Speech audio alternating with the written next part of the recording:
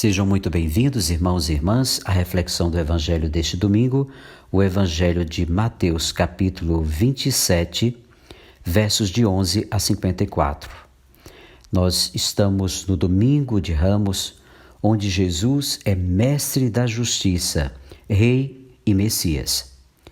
Sentimos-nos desconcertados numa sociedade competitiva que privilegia a posse, prazer e poder, gerando violência e alienando as pessoas. O que é capaz de satisfazer os anseios mais profundos de libertação e vida plena? Como realizar o projeto de Deus? O que significa ser cristão hoje? É a nossa pergunta.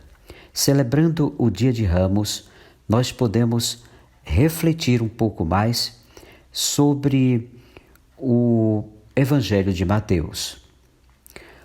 O mestre da justiça é o primeiro ponto. Todo o Evangelho de Mateus pode ser resumida numa frase síntese que é Jesus, o mestre da justiça. De fato, suas primeiras palavras, por ocasião de seu batismo, são estas: devemos cumprir toda a justiça. É seu programa de vida em Mateus. No Sermão da Montanha, o mestre da justiça adverte: se a justiça de vocês não superar a dos doutores da lei e dos fariseus, vocês não entrarão no reino do céu. A história da paixão e morte de Jesus pode ser lida com esta chave. É o grande enfrentamento da justiça do reino com a injustiça oficial das autoridades daquele tempo. A história, contudo, não termina com a morte e o enterro de Jesus, mas com a ressurreição, que é a vitória da justiça do reino. Detalhe exclusivo de Mateus: os representantes da justiça oficial não se sentem seguros, e com razão, nem depois que o mestre da justiça foi enterrado, e por isso montam inutilmente um pelotão de guarda junto ao túmulo. Jesus é o Filho de Deus. As comunidades ligadas a Mateus eram de procedência judaica, se não todos, pelo menos a maioria. Herdeiras da fé e das promessas do povo judeu, viam com entusiasmo a pessoa de Jesus como Rei e Filho de Deus.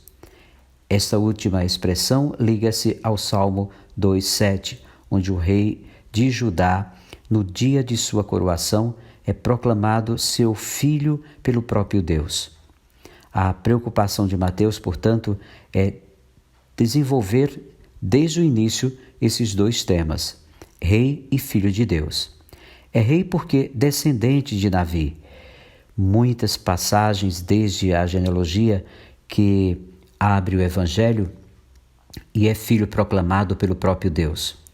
Não somente rei e filho, mas filho, rei, servidor. A expressão Filho de Deus evoca o Emanuel, Deus conosco, e está presente nos momentos salientes desse Evangelho. O rei pacífico, que é Jesus, contrariando as expectativas messiânicas dos fariseus e do povo em geral, que esperavam um Messias poderoso e guerreiro. Esse rei é pacífico desde seu nascimento, diferenciando-se de Herodes, que, para conservar-se no poder, manda matar. Ele se declarou manso e humilde de coração, e entrou em Jerusalém montado num jumento para demonstrar sua mansidão. Eis que o seu rei está chegando a você. Ele é manso e está montado num jumento, num jumentinho cria de um animal de carga. Na história da paixão, sua mansidão é ressaltada por Mateus. Ele poderia pedir que o Pai lhe enviasse em defesa mais de 12 legiões de anjos, diante da truculência dos que o vão prender e da violência de um discípulo.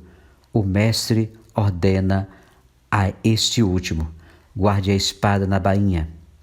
Além de pacífico, e pacificador, o Rei Filho de Deus e Mestre da Justiça é inocente. As falsas testemunhas não encontram provas para ele. Reconhece o inocente, o próprio Judas. Reconhece o justo, a mulher de Pilatos, e o próprio governador que busca saída para não se envolver. No quarto ponto, o Messias prometido já foi salientado que as comunidades ligadas a Mateus eram de procedência judaica. A expectativa messiânica, portanto, estava à flor da pele. Contudo, Jesus se apresentou de modo tão pobre e despojado de prerrogativas, tornando difícil sua identificação com o Messias presente no imaginário popular. Até para João Batista, valente, poderoso, imperialista. Daí a preocupação desse evangelho em mostrar que na pessoa de Jesus cumpre-se todas as profecias e expectativas messiânicas. Jesus é o juiz. A última citação do item anterior é sintomático. Cabia ao rei, na época da monarquia, julgar fazendo justiça. Para as autoridades judaicas, Jesus é réu, e elas já tinham decretado a morte dele. Agora, montam um processo teatral e falso para justificar tal decreto. Jesus não se defende, pois as acusações realmente não o culpam de nada. No projeto de Deus, as coisas se invertem.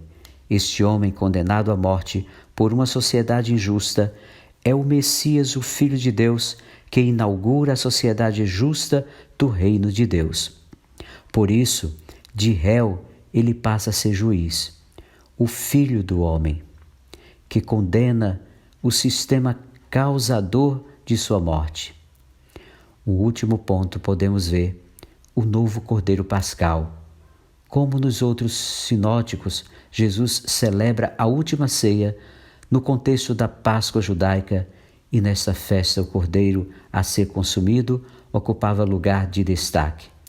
Mateus, como Lucas e como Marcos, ignora a presença do Cordeiro Pascal, pois é Jesus quem ocupa o lugar central como novo Cordeiro.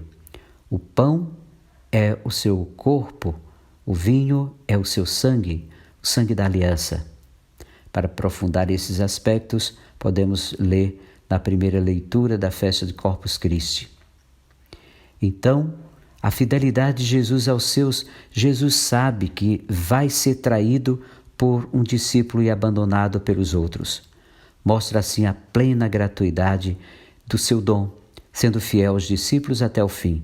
Marca um novo encontro na Galiléia. Aí Jesus reunirá novamente os discípulos para continuar a sua ação. E assim, um dos presentes tenta defender Jesus com as mesmas armas dos opressores. Por fim, todos fogem e Jesus fica sozinho.